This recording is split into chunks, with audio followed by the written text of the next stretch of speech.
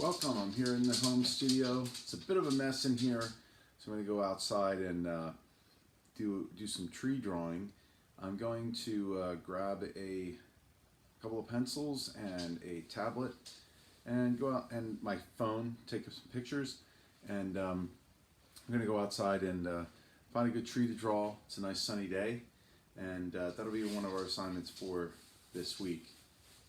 I'll see you out there. So I live in an area where there's a lot of great trees, and I think most of us can find a good tree to draw out here somewhere. And I'm going to take a look at this one tree. It's got some good shadows on it right now, and take a photograph of. Checking out the shadows on this and trying to get a good area of shadow where you can get a nice terminator line, and that looks pretty good. I'm at about 50-50 or 40-60, and you can see there's a good shape to the tree.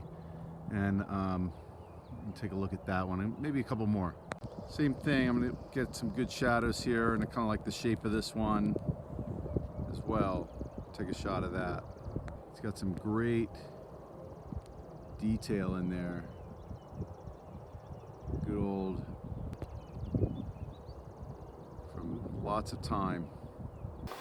So we're going to work on trees. I went outside and chose a few trees in the area that I thought were pretty cool, and I always like these big trees around the creek. And so I have on my iPad my example, and we want to be able to go back and understand drawing cylinders.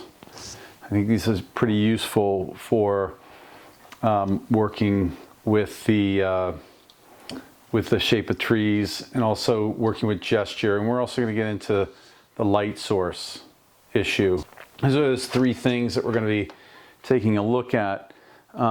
Cylinders, the gesture, you apply the cylinders on top of that, and then working with shadows, terminator, and the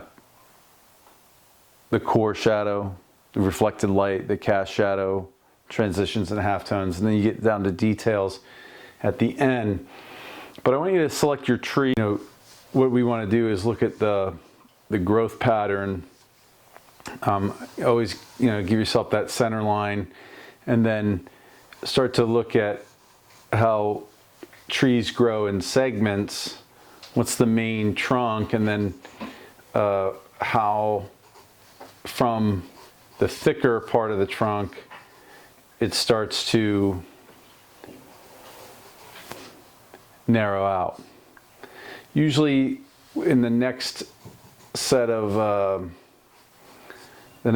branches will be about 2/3 to a half of the trunk that came prior to it.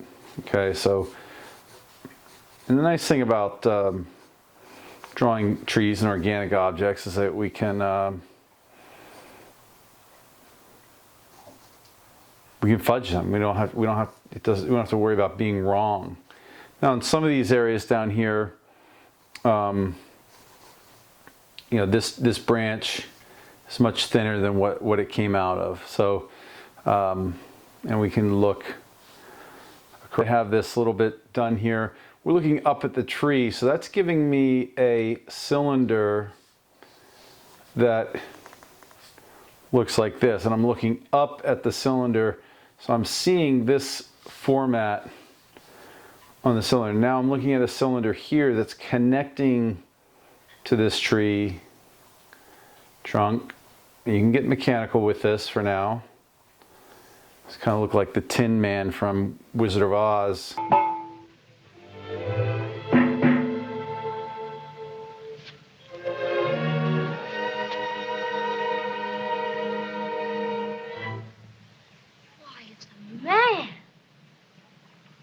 A man made out of tin.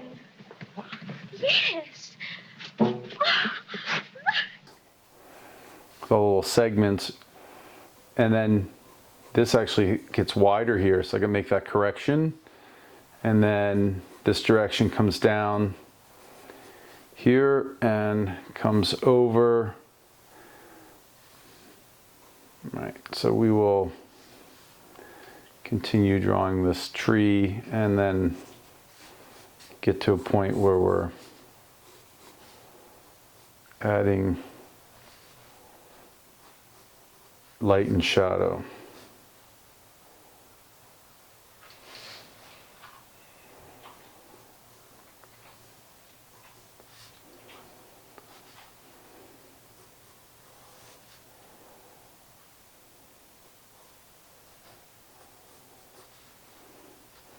I would draw a straight line drawing for a while, not get too wrapped up in details until you get some of the main parts out of the way. Make sure these are slowly getting thinner as you go out.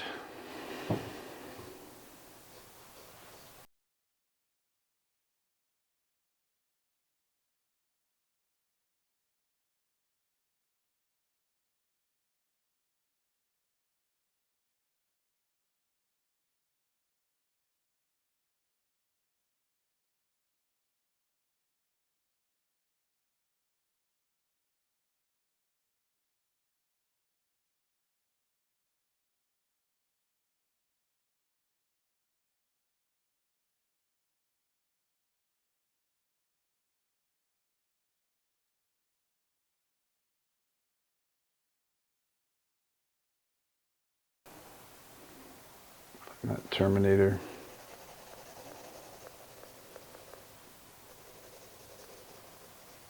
And Terminator on this side.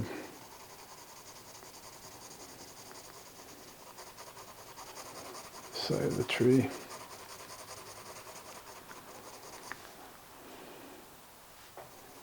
Shadow kind of merges into this branch.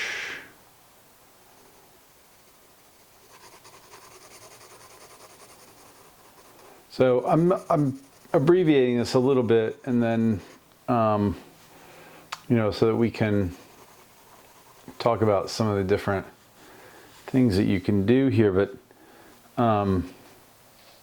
quickly. But you can just develop one part of the drawing versus another, and gradually build up your tones, and this goes off and becomes kind of a whole nother.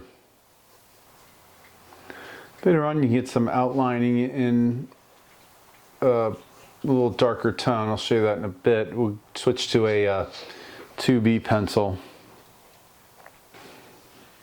I'm just going to turn this into a sketch, so it's a little study of a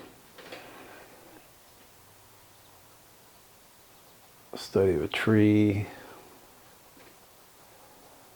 This one's down by the creek in Willem Mill Park.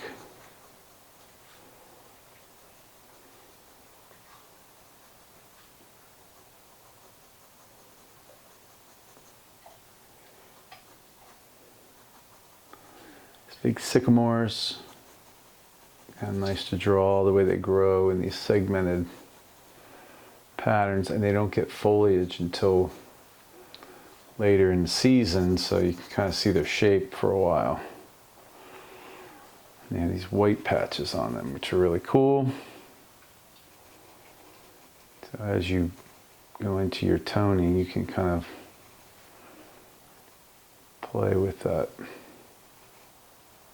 You can see the direction of this cylinder. I'm going to show that in the way that I direct the shadow, so that it gives it that movement, being round, hopefully.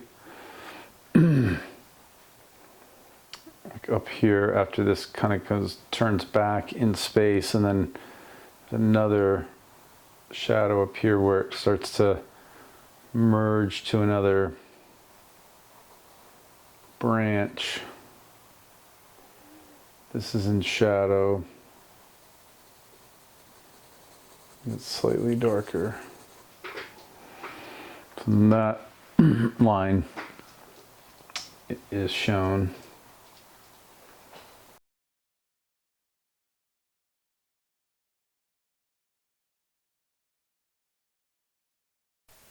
So now looking at the final drawing, I've labeled it for us just to get you to think about, again, the things that we talked about in the beginning.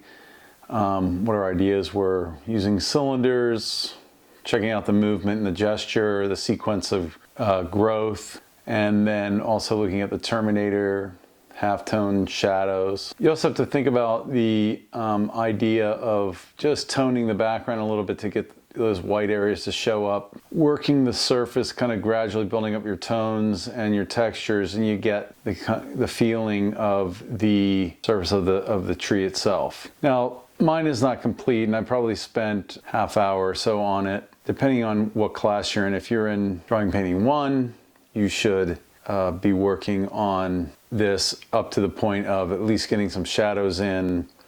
If you are in Drawing and Painting 2, I would like to see an entire composition and possibly working with more background and some other ideas in terms of more of a landscape idea. And then if you are in Portfolio, you should be fully developing the surface textures and the details of the branches in the tree. So